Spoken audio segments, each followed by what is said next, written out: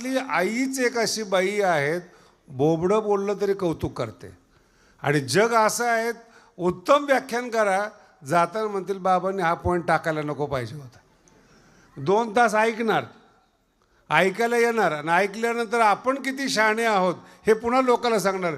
एवढा पॉईंट जरा चुकीचा आला, मग ऐकतो कशाला. मला एखादी ते यूट्यूबवरची कमेंट पाठवली, त्याच्यामध्ये लिहिलं होतं महाराजांनी असं बोलायला नव्हतं पाहिजे. त्याला म्हटलं त्याच्या खाली लिह, तू पुन्हा ऐकू नकोस. कशाला ऐकतोस. उणीव काढण्याची क्षमता म्हणतात त्याला, की मी कुठेतरी चांगला आहे, बुद्धिमान आहेत. आणि म्हणून तुम्ही अजूनही कल्पना करा आपली परंपरा कशी, कशा पद्धतीने आपली परंपरा चालते. लग्नाच्या दिवशीच सगळे दागिने बाहेर काढतात आणि डाकू त्या दिवशीच येतात. म्हणून त्या काळामध्ये अशी प्रथा आहे. बघा भारतीय संस्कृती कशी आहे. लोक अंधश्रद्धाळू समजतात, हा भाग सोडून द्या, कारण ते आंधळे त्यांना दिसणार तरी काय. मग लग्नाच्या दिवशी जो नवरदेव असतो तो घोड्यावर बसून येतो. आजही येतो, तो भाग सोडून द्या. आज त्याला आणतात घोड्यावर बसून. पण त्या काळामध्ये कमरेला खंजीर असायचं, तलवार असायची, टोप असायचा डोक्यावर, फेटा, आणि पोझिशनमध्ये असायचं, आणि नवरी सजलेली असायची. जर डाका पडायचा अंदाज आला तर ह्या नवऱ्याने नवरीची इज्जत आणि तिला पळवून नेऊ नये, तिचे दागिने नेऊ नये म्हणून किमान नवऱ्याला रेडी पोझिशनमध्ये ठेवणं म्हणजे घोड्यावर बसवू नये. मग त्याच्या कमरेला ते लावलेले तलवार वगैरे, आणि त्यांनी त्या मंडपात आल्याबरोबर त्यांनी मुलीला बसवायचं डाका पडल्याबरोबर, आणि घोड्यावर घेऊन निघून जायचं. त्या काळात तेच तेवढंच एक साधन होतं घोड्याचं. आता हे गाढवा असे का करतात मला नाही माहिती, पण त्या काळातली ती संस्कृती आहे की मुलीचा बचाव झाला पाहिजे, मुलीची इज्जत वाचवली पाहिजे, मुलीला डाकुनी पळवून नेऊ नये. म्हणून रेडीमेड घोड्यावर बसलेला जो नवरदेव असायचा, जसं वातावरण दिसलं की त्याला बसवायचे, तो घेऊन जा, आम्ही आमचं पाहत मागच्या मागं काही पाहू, पण मुलीची इज्जत वाचली पाहिजे. ती परंपरा झाली. दिंडीमध्ये सुद्धा तसंच आहे. आपली जी परंपरा आहे ना, आपण भजन करत करत करत जातो पंढरपूरला. त्या काळात दुसरं साधनच नव्हतं. मग का जातो, आपल्याकडे पताका असते, टाळ असतात, वाजत वाजत जातो. त्या काळात जंगल होते. पूर्वी जर एखाद्या माणसाने संकल्प केला काशीला जायचा, तर लोक 10व्याला जसं रडायचे, मैतीला जसं रडायचे, तसं तो माणूस गावातून जाताना काशीला जाताना रडायचे. का की तो काशीला गेल्यानंतर पुन्हा येणार नाही. खरं आहे ना, किती राज्य ओलांडायचे, किती किलोमीटर पायी पायी त्याला लांब जायचे. भाषा वेगळी, जंगलामध्ये जेवण मिळतं का नाही, पशुपासून वाचतो का नाही, परत येतो का नाही. म्हणून आपल्या मराठीमध्ये ती म्हण केली, काशी केली म्हणून. काशी केली शब्दाचा अर्थ संपला की आता तो जिवंत राहिलेला नाही, अशी प्रथा आहे ती आपल्या काळामध्ये. भारतीय संस्कृतीशी रिलेटेड काही संस्कृती आहेत. मग जेव्हा वाजत गाजत दिंडी जाते पंढरपूरला, त्याचे 2-3 फायदे होतात. हे डाकूसुद्धा डोंगराने बसलेले असतात. मग त्याला लांबून वराड आला असं वाटू नये म्हणून त्या पताका असतात. आणि वाजत गाजत जात असताना जे आसपास श्वापदं पडलेले आहेत, विंचू साप काही रस्त्याने पडलेले आहेत, आवाज आला की ते निघून जातात, रस्ता मोकळा करतात. म्हणून ते भजन करत करत करत भेने पळती यमकिंकर, म्हणजे वरचे यमकिंकर नाहीत, हे साप विंचू श्वापद हे यमकिंकर आहेत. विठ्ठला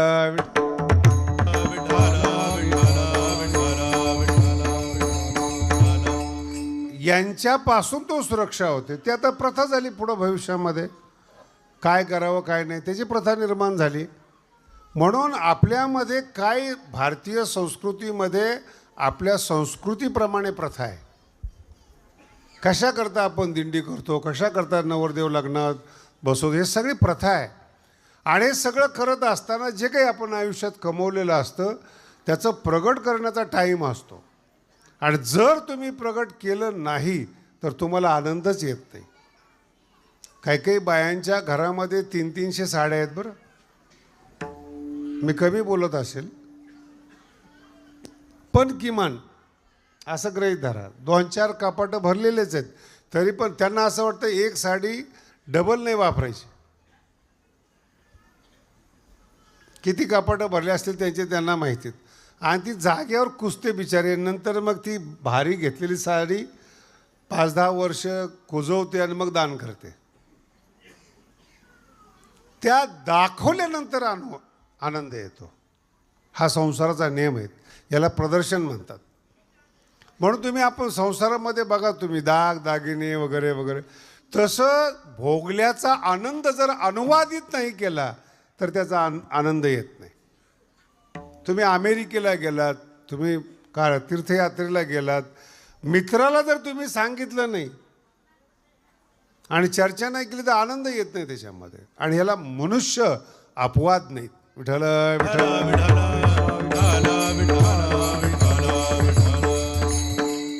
सगळ्यात महत्त्वाचा प्रश्न, मनातलं सगळं सांगावंसं वाटतं प्रत्येकाला, पण विश्वासू मित्र भेटला पाहिजे. संसारातली अडचण, विश्वासू मैत्रीण भेटली पाहिजे. लपून ठेवावं असं काही वाटत नाही, प्रगट करावं असं वाटतं. म्हणून ज्यावेळेस गीता सांगितली तिथे हा शब्द वापरलेला आहे, ए हृदयीचे ते हृदयी घातले. अर्जुनाचे तुझ्यापासून आजपर्यंत लपवून ठेवलं होतं मी, पण तू माझा विश्वासू मित्र आहेत, आवडता मित्र आहेत. आता काही लपवून ठेवावं असं वाटत नाही, काढावं असं वाटतं. विश्वास संपादन करायला 50 वर्ष लागले अर्जुनाला. ज्यावेळेस गीता ऐकायला बसला त्यावेळेस 80 वर्ष वय होतं. आणि सांगणाऱ्याचं कोण बोलतं रे? विठ्ठल विठ्ठल.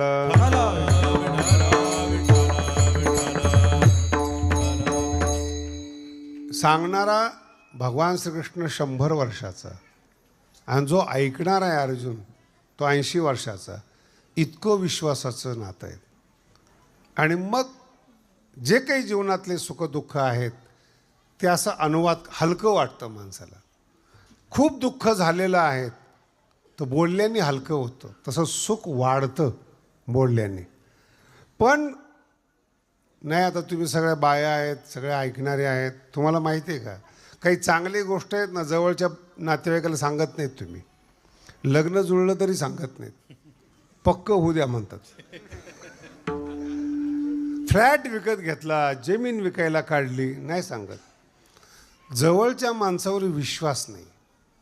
आणि एकदम जर जवळचा असेल ना, हळूच कानात जाऊन सांगणार त्याला, आज असं असं झालंय बरं का, आमच्या नवऱ्यांनी एवढा घपला केलाय, एवढं कमवून आणलेत.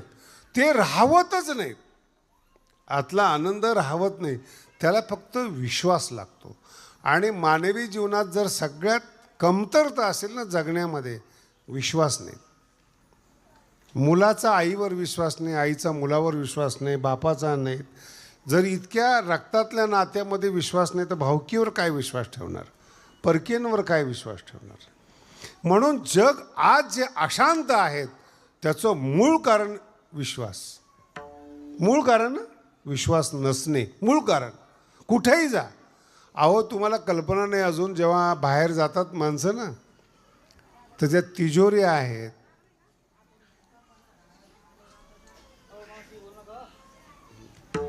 विठ्ठल विठ्ठल.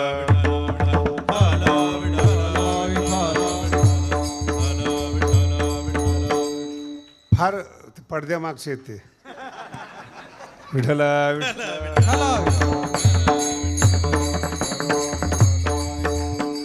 तर तुम्ही आजही बघा, जेवढे आता तरुण पोरं मोबाईल वापरतात ना, ते पासवर्ड म्हणजे काय, सिक्युरिटी.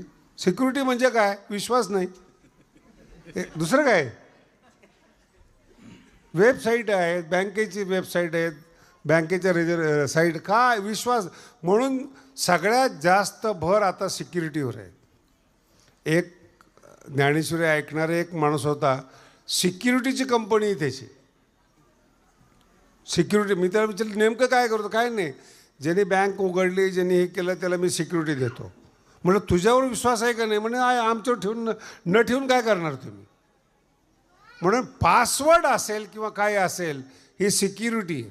सिक्युरिटी म्हणजे अविश्वास. विठ्ठल विठ्ठल. तुमचं नशीब आहे बरं का, विक्षेप वगैरे होऊ देऊ नका. एक 5 मिनिटांमध्ये जे काय असेल ते बघा, नाही तर बाकीच्या लोकांना ऐकू देणार नाहीत पोरं.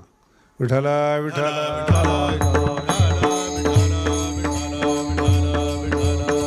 आणि एकदा विषय माझ्या हातून गेला ना तर मला सुद्धा माझ्यावर विश्वास ठेवत नाही विषय. म्हणून एकदम शांतपणाने जर ऐकलं तर तुम्हाला चांगलं कीर्तन ऐकायला मिळेल. फक्त बोलू नका, कारण की फ्रेश कीर्तन आहेत. तुमच्या चेहऱ्याकडे पाहून ते बाहेर निघतात. घेऊन जा ना बाई, एवढे लहान पोरं घेऊन कीर्तनाला येते म्हणजे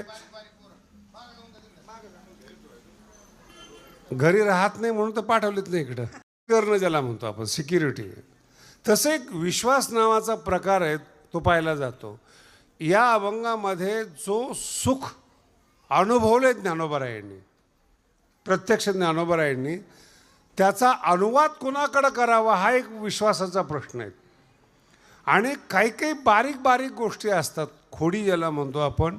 प्रत्येक माणसामध्ये व्यंग असतं. प्रत्येकात कितीही मोठा माणूस असला ना त्याचं एक छोटं व्यंग असतं. बायको समजदार असेल तर ती सांगणार नाही. मराठी कळली का? आई नाही सांगत. आई गुण सांगते, दोष सांगत नाही. पण कधी कधी मित्र बायको हे जे असतात ना त्याला व्यंग. प्रत्येक माणसामध्ये एक उणीव असतेच. सगळ्या अंगाने माणूस चांगला झाला तर त्याला देव म्हणावा, उणीवच नाहीत. लोक देवाची उणीव काढतात तर माणसाची सोडून द्या. एक व्यंग असतं, एक कमजोरी असते, एक वीक पॉईंट असतो, तो झाकायचा असतो. आणि तो मित्र झाकत असतो. कितीही काही झालं तर मित्राला कापलं तरी ते रहस्य बाहेर निघत नाही. त्याला मित्र म्हणतात. तो भेटावा लागतो हा भाग सोडून द्या. जेवढे जगातले चांगले ग्रंथ आहेत ना हे मित्राच्या संवादातले आहेत. गीता जगातलं श्रेष्ठ तत्त्वज्ञान आहेत. पण त्याचा जर बांधा पाहिला आपण तर 2 मित्राचा संवाद येतो आणि त्या संवादाने जगाचं कल्याण झालं. अर्जुन आणि मित्र होते. आपत्ती काय आली हा महत्त्वाचा भाग नाही. आपत्ती काय अर्जुनावरच येते, तुमच्यावर येत नाही का?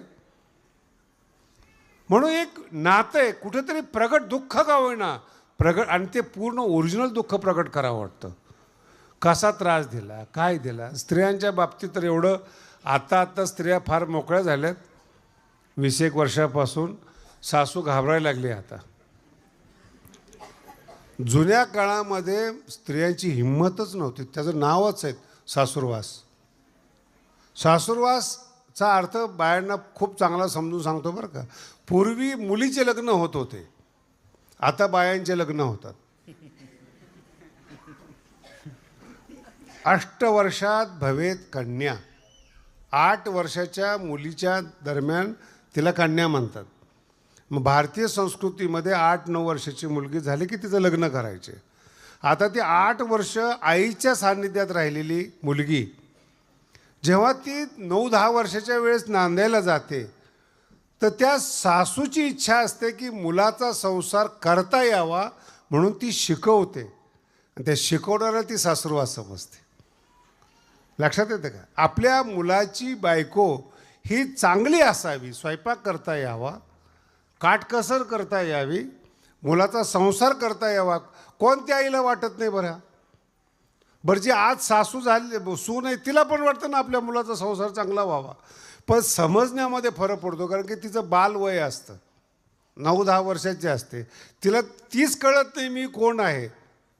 तर संसार म्हणजे काय कधी कळणार. आणि त्या काळामध्ये पहाटे उठून पाणी भरणं, गिरण्या नव्हत्या. आता किती बाया भाग्यवान आहे बरं. येताना कामावून येताना नवरा दळून आणतो, किती भाग्यवान आहेत. पूर्वी गिरण्या नव्हत्या, घरी दळावं लागायचं, सासूबरोबर हात करावं लागायचं, गावरान खायला मिळायचं, शेती करावं लागायची. घर आणि दार याला संसार म्हणतात. घर बाईंनी सांभाळायचं असतं, दार पुरुषांनी सांभाळायचं असतं. दाराच्या बाहेर जेवढ्या गोष्टी असतात त्या कोणाच्या असतात. आणि आत्ताच्या काही स्त्रिया मला भेटल्या नवीन मुंबईमध्ये. महाराज ही जरा जुना काळ गेला आहे, आम्ही स्वतंत्र आहोत. म्हटलं चुकीची कल्पना आहेत. जे हत्याकांड आणि बलात्कार घडतात ना ते केवळ तुम्ही स्वतःला अतिसुशिक्षित समजतात म्हणून होतात. नाही पुरुषाची चूक नाही का, ती चुकलेलेच आहेत. माझा मुद्दा समजून घ्या. त्यांचं निसर्गतः तसं बनवलेलं आहेत. जर तुम्हाला वाटत असेल ते चांगले वागावेत, तर माझ्या माहितीप्रमाणे सांगतो, खूप चांगले पुरुष संसाराच्या कामाचे नसतात, ते तुकोबराय होतात. कळते? खूप चांगले पुरुष संसाराच्या, मुंबईला प्रवचनं चालायची माझी घाटकोपरला, 87-88ची गोष्ट आहे. थोड्या बाया जास्त असायच्या. तर मी बाईला विचारलं की तुम्ही एवढ्या प्रमाणामध्ये येतात, नवरे काय येत नाहीत? ते म्हणे त्यांनी जर तुमचं ऐकलं ना आमच्या हातातून गेले तर. म्हणजे चांगलं ज्ञान पुरुषांनी ऐकू नये इथपर्यंत करावं लागतं बरं का. संसार कोण करणार संसार? म्हणून दाराचा व्यवहार जो असतो तो पुरुषांनी करायचा असतो. आणि स्त्री एकदा दाराच्या बाहेर गेली ती सुरक्षित नसते. तिच्या जपण्यासाठी भारतीय संस्कृती आहेत, ती सुरक्षित राहावी म्हणून ऋषीमुनींनी विचार केला आहे. घरात काही कमी कामं असतात का महाराज? मी माझ्या 2-3 डॉक्टर लोकांना सांगितले की तुम्ही डॉक्टरीन बायको करू नका, नाही तर दोघंही मिळून ढाब्यावर जाणार. जेवण कोण करणार घरामध्ये? दोघंही तुम्ही प्रॅक्टिस करताय, दोघंही हॉस्पिटल करतायत, पैसा येतो, अन्न येत नाही घरात. आणि स्त्रीनी बनवलेलं, नवऱ्यासाठी बनवलेलं अन्न स्वयंपाक आणि पुरुषासाठी बनवलेला, मुलासाठी बनवलेला स्वयंपाक, त्यातलं प्रेम वेगळं असतं. हॉटेलं इतकी मोठी मोठी उडले, तुम्ही जेवढे बसलेले पुरुष मंडळी आहेत वर्षभर खाऊ शकतात का हॉटेलमधलं? किती 5 स्टार मोठा असू द्या. घरचा स्वयंपाकात प्रेम आहे, आस्था आहे, टेक्निकली बनवलेले आहेत की हे चांगलं लागावं म्हणून. आणि तिकडचं काय किती तेल टाकलेलं आहे, कसा तेल टाकलेलं आहे, काय काही संबंध नाही त्याचा. विठाला विठाला हा महत्त्वाचा भाग आहे. आणि मग विश्वास ठेवता येत नाही अशी जेव्हा घटना घडते, तेव्हा भगवान श्री ज्ञानोबाराय आपल्या बुद्धीला, ते स्वतः स्त्री होतात बरं का ज्ञानोबाराय, या अभंगाची विशेषता आहेत. खरं म्हणजे ते पुरुष आहेत पण त्यांना माऊली म्हणतात. ज्ञानोबाराय एकमेव संत असे की त्यांना काय म्हणतात? माऊली म्हणतात. आणि तो माऊली शब्द इतका कठीण झाला आहे, आता तुम्हाला काय सांगू. जे जे लोक संताची नावं ठेवतात ना, तुकाराम महाराजांचं नाव ठेवतात, एकनाथ महाराजांचं, माऊलीचं नाव ठेवतात, खूप कठीण आहे. ते चांगले वागले तर ठीक, नाहीतर आज तुकाराम कुठे आहे? गुत्त्यावर आहे. उधारी कुणाची आता फार जास्त तुम्हाला सांगत नाही, त्या नावाचं पतन आहे ते. पण माऊली म्हणजे काय? महाराष्ट्रातल्या साधकांना, संतांना जन्म देणारी आहे आध्यात्मिक, म्हणून ती माऊली आहेत. आणि तिने भावना ओळखलेली आहेत म्हणून ती आपल्या बुद्धीला मैत्रीण करते. आणि सांगत असताना खूप सुंदर सांगते. पहिल्या चरणात रूप पाहता लोचनी, रूप पाहता लोचनी, पाहता लोचनी,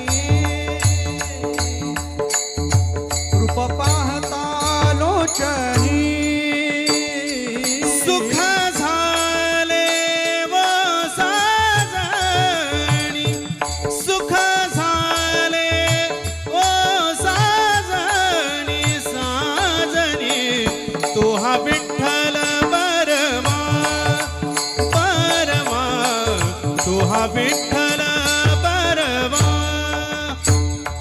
सुख झाले ओ साजनी, सुख झाले ओ साजनी, तो हा विठ्ठल बरवा, तो हा विठ्ठल बरवा. हे रूप पाहता लोचनी, सुख झाले व साजनी, सुख झाले व साजनी, साजनी सुख झाले व साजनी. हा रूप पाहता लोचनी, सुख झाले ओ साजनी, सुख झाले ओ साजनी, सुख झाले व साजनी. लक्षात आलं असेल सगळ्यांच्या, खूप गोडा अभंग आहेत. कधीच पुरुष असं म्हणताना ऐकलं का रूप चांगलं आहे म्हणून?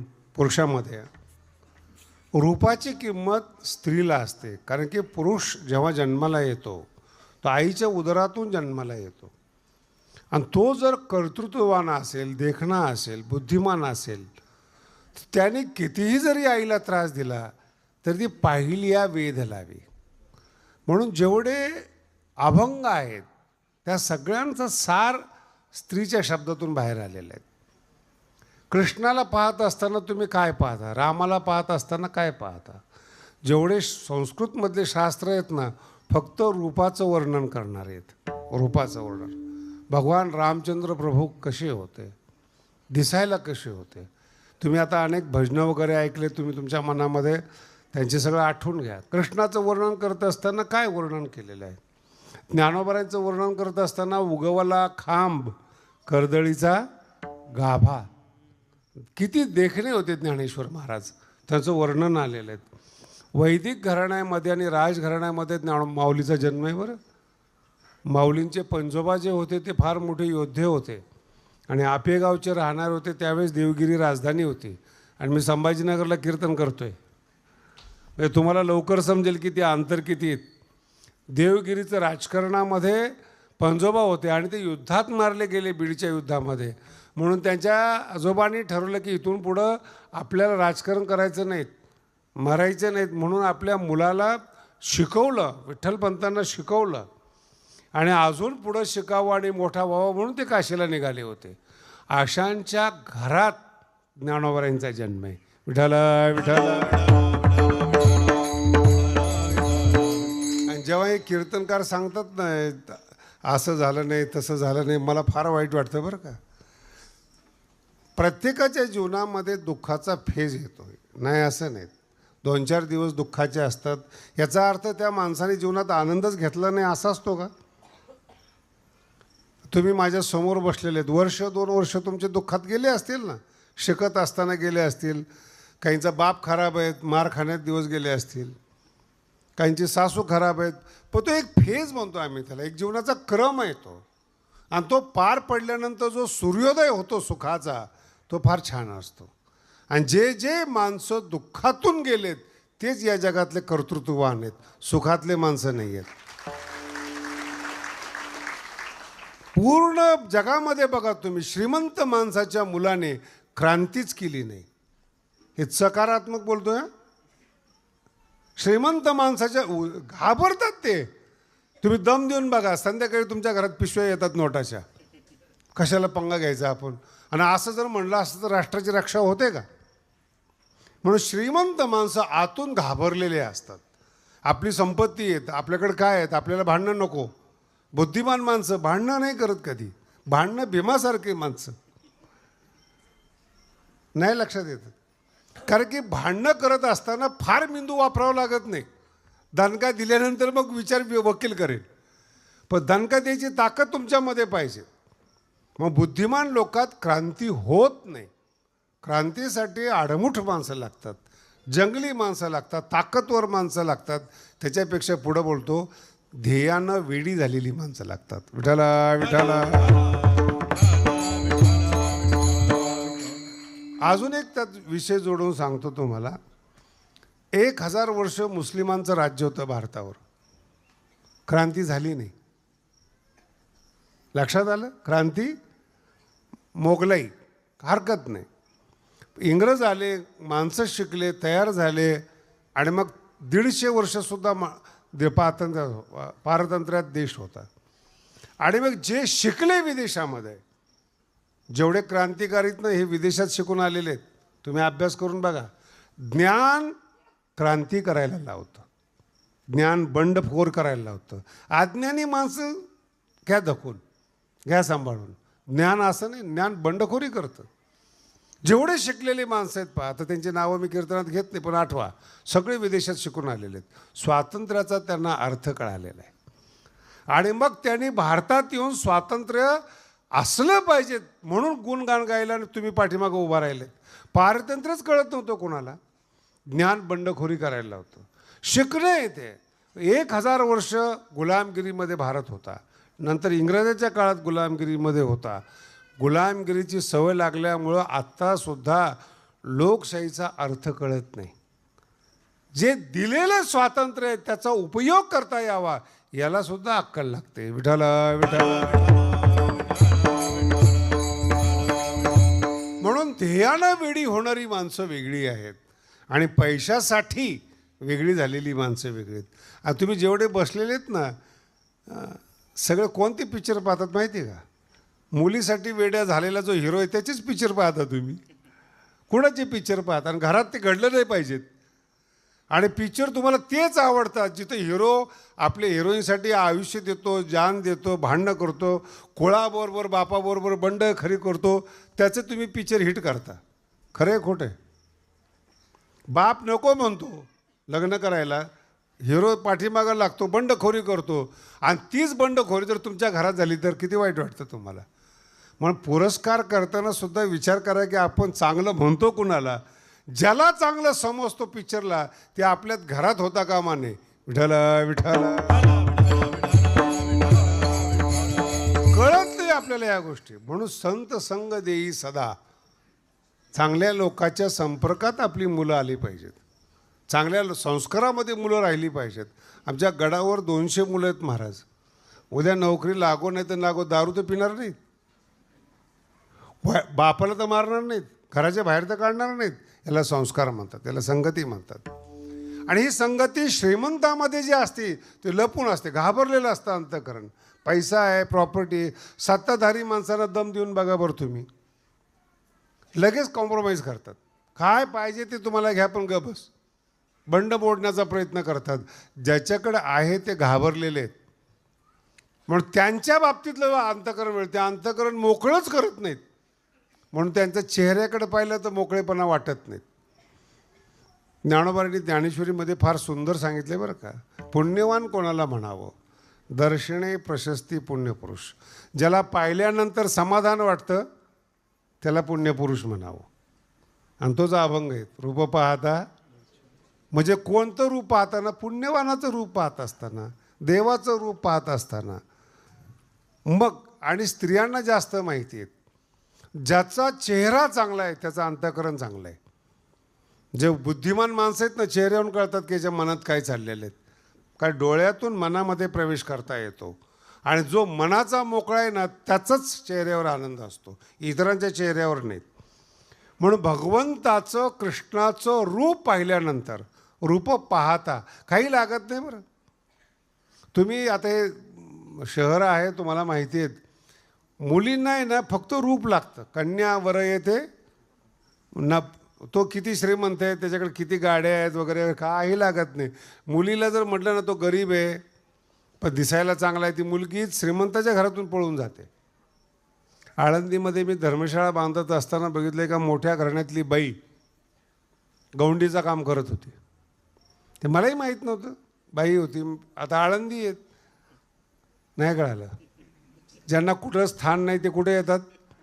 माऊली ना, सगळ्याला पदरात घेते.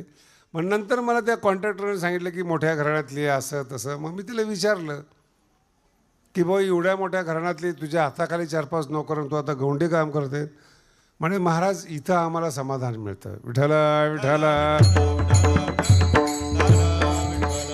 खोलवर विचार करा या गोष्टीचा.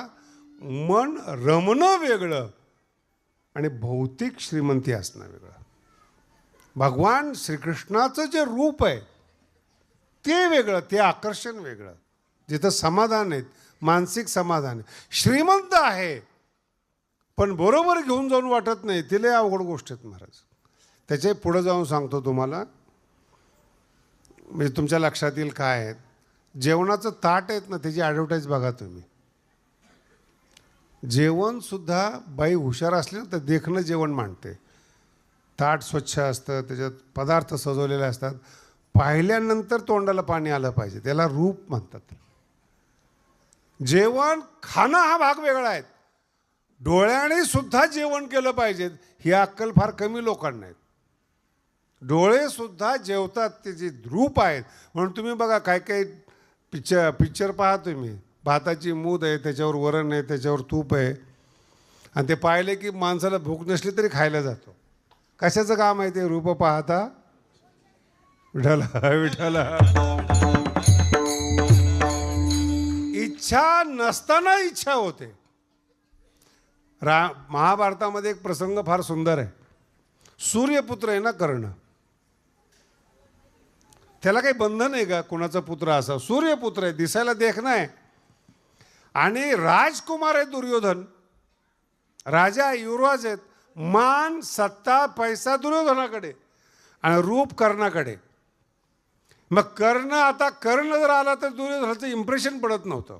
हे मी महाभारतातलं सांगतोय बरं का. मग याला टेन्शन यायचं की मी युवराज आहेत, सत्ताधारी, लोक माझ्याकडे पाहत नाही, कर्णाकडे पाहतात. मग आता राजकारणी माणूस तो, त्यांनी लगेच कर्णाला बसायला पालखी आणली. कुठेही गेला, कर्णा मी पायी चालेल, माझा मित्र आहेस तू, तुझ्यासाठी पालखी. झाकलेली पालखी बरं का. राजकारण कळालं का तुम्हाला? लोकांनी कर्णाकडे पाहू नये. विठाला. आमच्या गुरुजीची उंची थोडी कमी होती आणि त्यांचा एक दुसरा शिष्य होता, त्याची उंची जास्त होती, पंजाबी होता, धडधाकड होता. रस्त्याच्या उद्घाटनाला जेव्हा स्वामीजी गेले, याला घेऊन गेले. आता ते जे नवीन लोक होते त्यांना माहीत नाही स्वामीजींची उंची कमी, हात दिसायला देखणं, ते त्रिपुंड वगैरे लावलेलं, ते सगळ्या लोकांना वाटलं हाच महाराज आहे. सगळे हार त्याच्या गळ्यात घातले. स्वामीजी बाजूला उभे राहिले. रूप पाहता कशावरून कल्पना केली? एवढा मोठा राजा दुर्योधन, पण कर्णाच्या देखणेपणापुढं काही चालत नव्हतं. मग झाकून ठेवायचं त्याला. माझा मुद्दा वेगळा आहे महाराज. 5 पती असताना देखील कर्ण द्रौपदीला आवडावा, याला रूपाची ताकद म्हणतात. विठाला विठाला. हे झालं कातड्याचं रूप. हे झालं माऊलीचं आणि कृष्णाचं काय वर्णन करावं. इतकं सुंदर सुंदर श्लोक आहेत महाराज, आपला वेळ त्याच्यामध्ये जाईल. आणि एक लक्षात ठेवा, पाहिलिया वेध लावी बैसे जीवी जडोनी.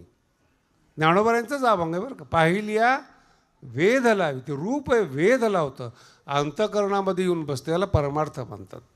रूप येवोनी डोळा बैसलेव. आणि ते एकदा हृदयामध्ये बसलं ना, तर ते रूप इतकं चांगलं रूप आहे, सुख झाले हो. आता जेवढ्या स्त्री बसलेल्या आहेत, एकदम साधं उदाहरण सांगतो. 2री 3रीला मुलगा आहे, शाळेमध्ये गेला, आणि जर 2 तास शाळेमध्ये गेला, ही शाळेतून आणायला गेली, लवकर जर पोरगा आला नाही, त्या आईचे डोळे बघायला पाहिजेत. रूप पाहताचा अभंग सांगतोय. मुलगा जर उशीर झाला यायला आतून, त्या आईचे डोळे कावरे बावरे होतात, आणि तो दिसला की डोळे स्थिर होतात. विठाला विठाला. दुसऱ्या चरणात सांगतात, तो हा विठ्ठल बरवा, तो हा विठ्ठल बरवा.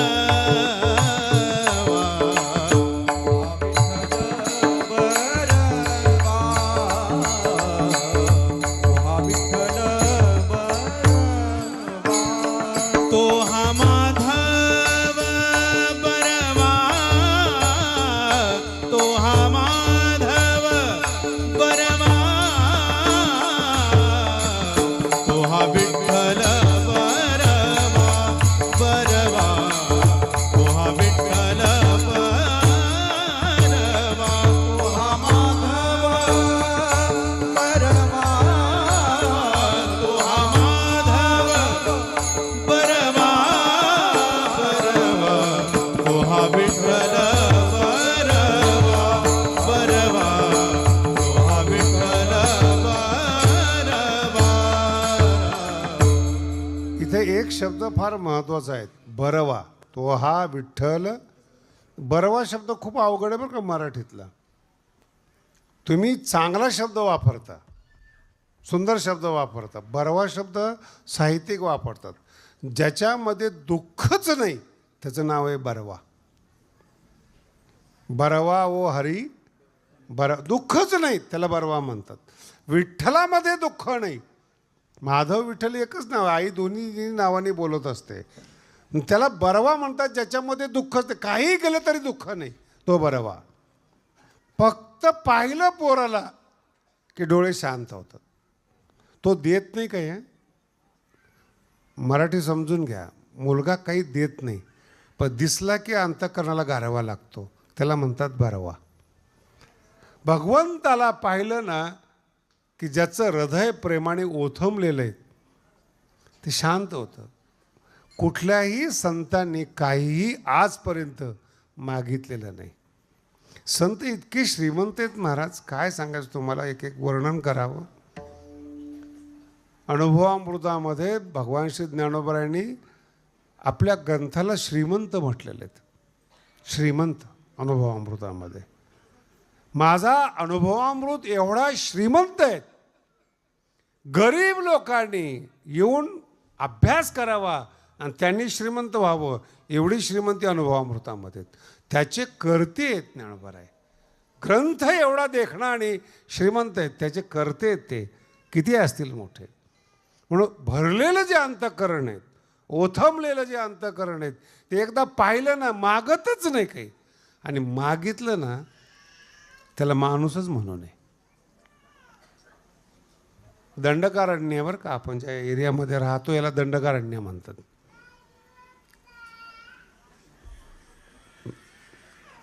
जाऊ दे ना एखादं, जाऊ दे, पाठवा. विठ्ठला विठ्ठला.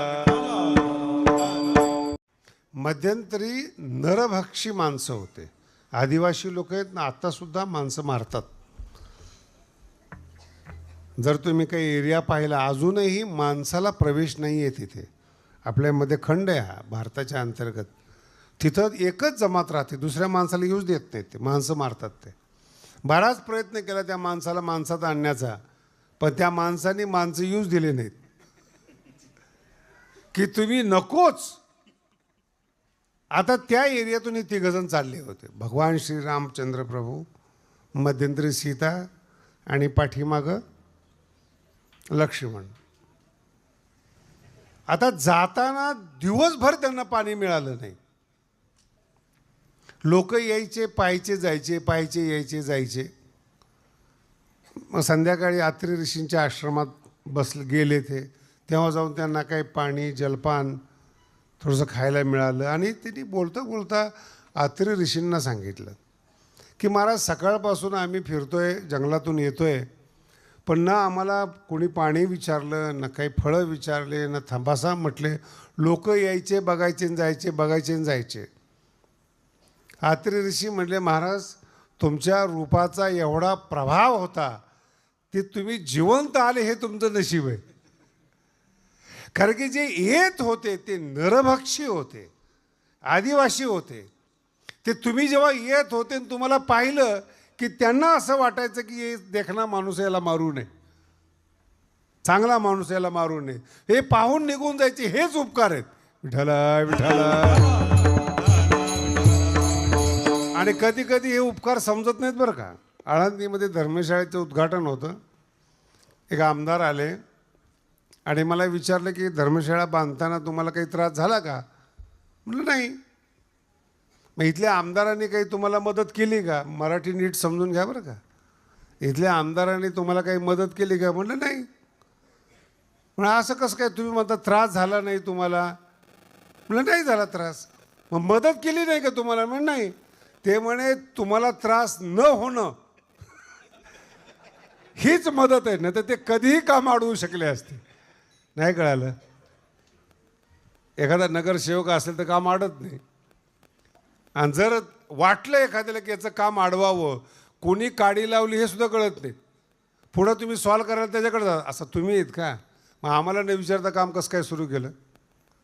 शब्द लक्षात ठेवा. हा प्रभाव पुण्याचा आहे, तेजाचा प्रभाव आहे.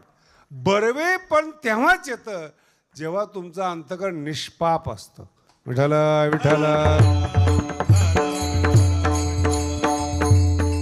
निष्पाप अंतःकरण असतं. आणि माझ्यासमोर तुम्ही एवढे लोक बसलेले आहात, तुम्हाला सुद्धा वाटत असेल चांगले माणसं जीवनात यावेत, बसावेत, भेटावेत, मित्र व्हावेत. पण एक सांगतो तुम्हाला, चांगली माणसं दिसत नाहीत हो. तुकोबाराचा अभंग फार सुंदर आहेत. कोण पुण्य यांचा होईन, कोण पुण्य शब्द, काय पुण्य घेऊन जन्माला यावं की हे संत भेटावेत. याचाच अनुवाद तिसऱ्या अभंगामध्ये आहे.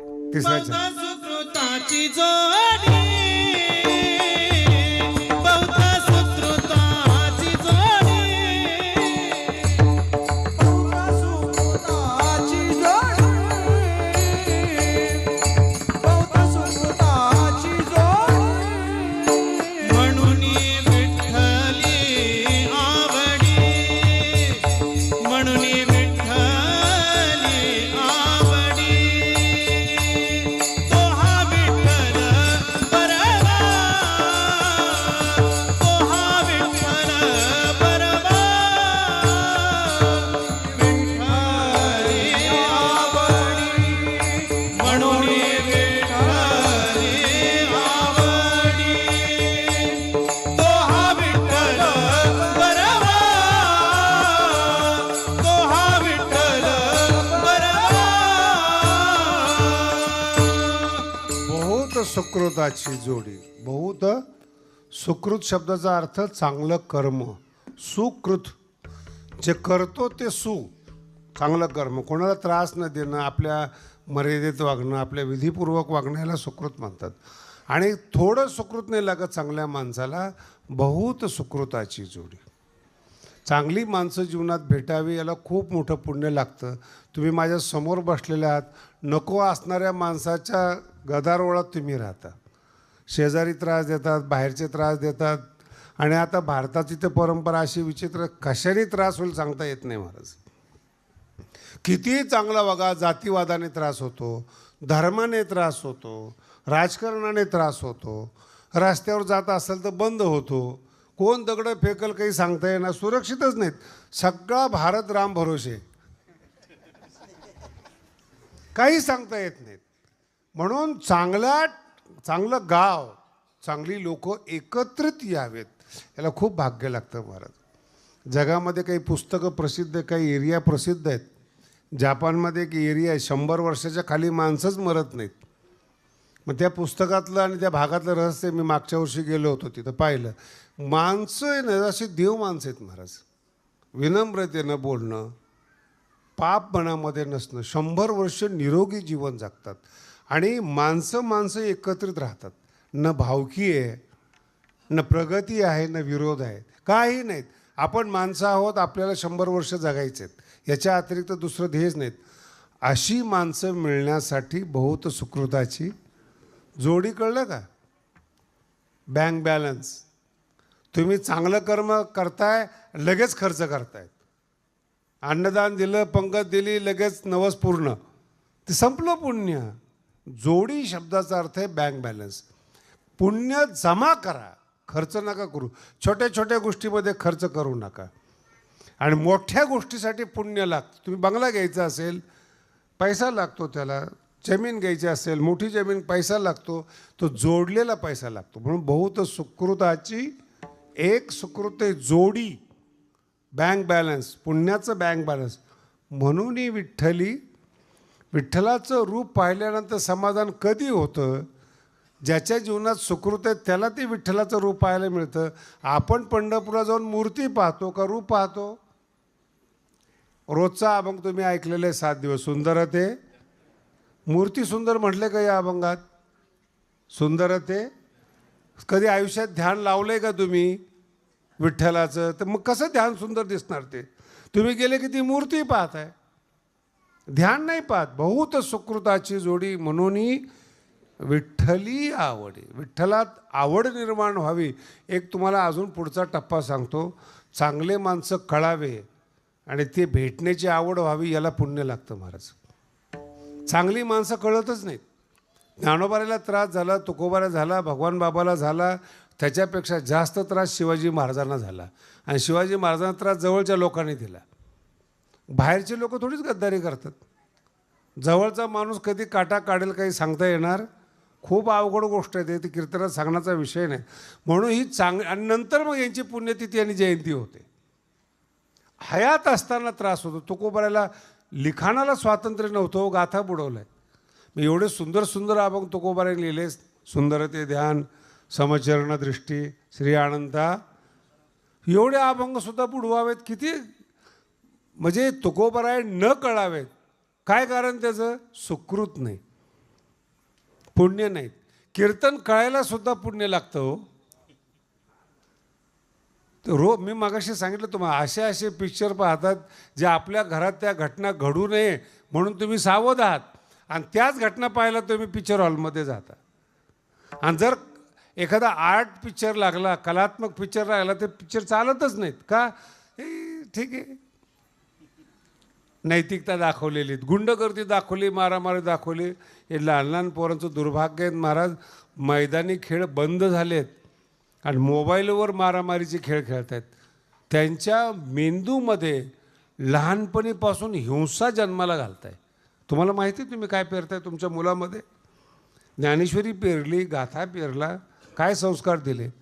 बाईला काम करायचं असतं, ते पोरगा ऐकत नसतं, मोबाईल देते, ते गेम करत बसतं. आणि गेम मारामारीचे आहेत.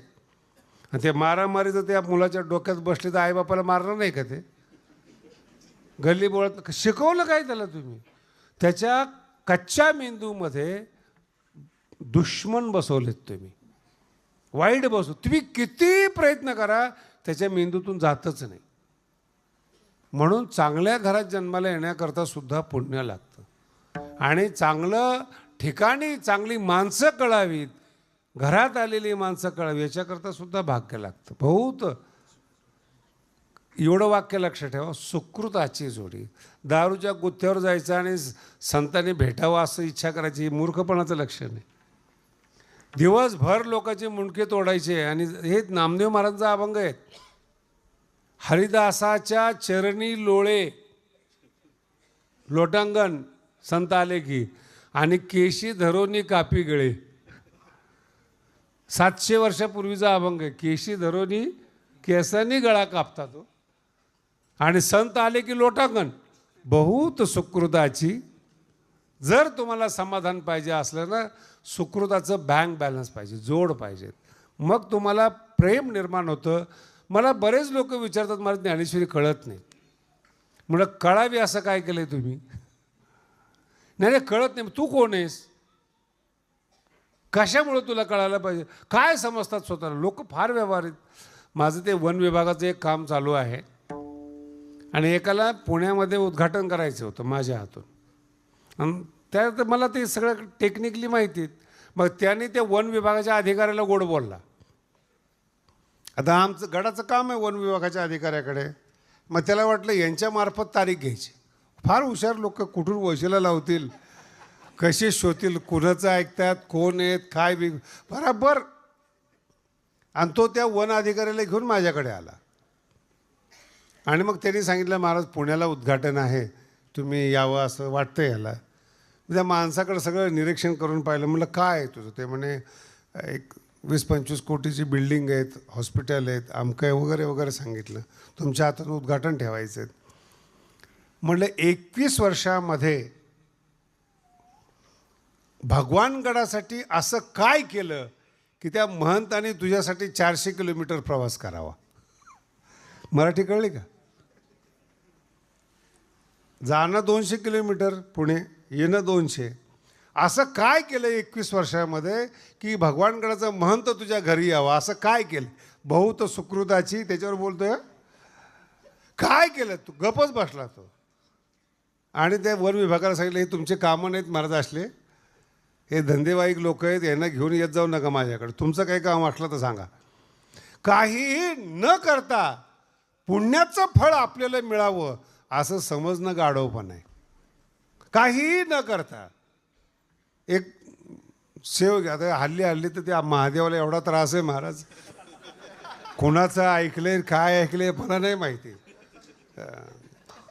कधी त्याला शिवरात्रीशिवाय पाणी आणि फुलं मिळाले नाहीत. रोज बिचारा आंघोळ करतो तो. बरं मला सांगा, एवढं महादेवाला सगळं वाहिलं, कुणाचं कल्याण झालंय का? तुम्ही काही देवाला मूर्ख समजता का? बेलपत्र दिलं, पाणी वाहिलं की महादेव प्रसन्न व्हायला, एवढं वेड आहेत का देव? आणि एवढा सनातन धर्म वेडा आहे का? बहुत सुकृताची, चांगलं कर्म करा, मंदिरात जाऊ नका, मंदिरातला देव घरी येतो. नलगती सायास जावे वनांतरा, सुखे येतो. नारायण सुखे येतो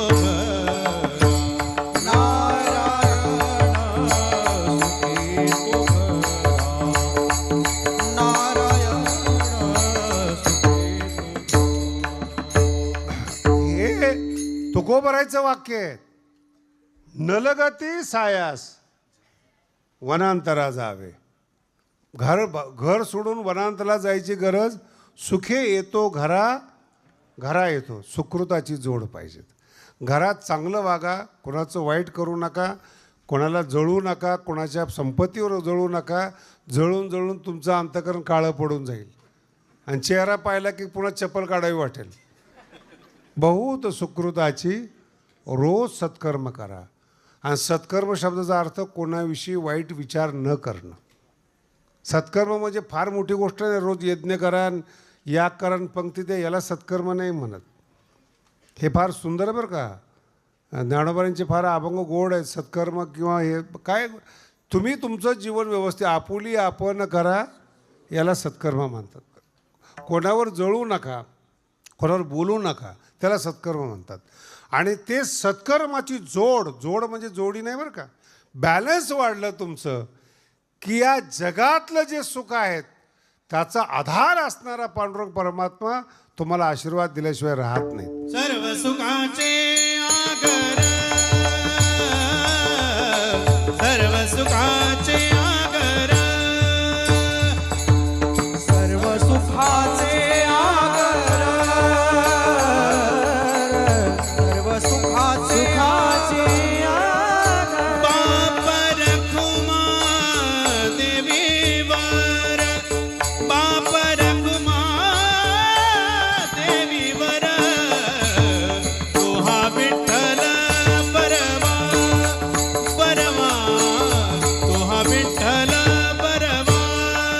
ओ बारकुमा देवी वर, बारकुमा देवी वर, तोहा विठ्ठल परवा परवा, तोहा विठ्ठल परवा. रखुमाई विठोबा रखुमाई, हरी बारकुमारी ज्ञानेश्वर माऊली नारायण.